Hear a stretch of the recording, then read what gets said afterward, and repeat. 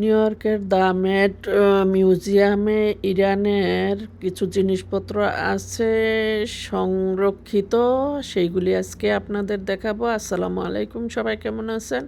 প্রত্যেকটা জিনিস প্রাচীন এবং সুন্দর ডিজাইন করা, আরবি লেখা আছে।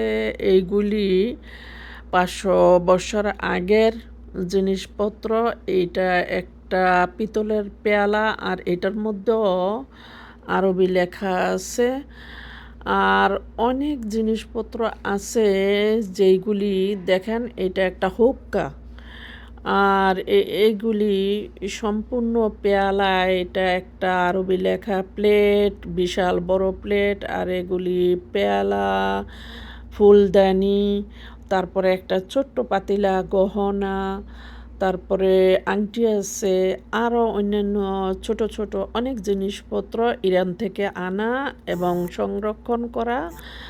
আর এটা হচ্ছে একটা পাতিলা, আগের জামানার ডেক, আমরা যেটা বলি ডেক। আর এখানে একটা পেয়ালা আছে, হাত ধোয়ার ছুরি আছে, মাথার হেলমেট আছে।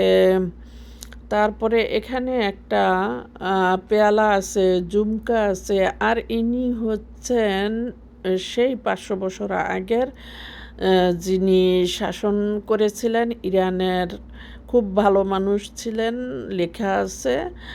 আর ওনার ওয়াইফের কিছু জিনিসপত্র আছে, যেমন ব্যাগ, হ্যান্ডব্যাগ আছে, এগুলি সংরক্ষণ করা। আসসালামু আলাইকুম, ভালো থাকবেন।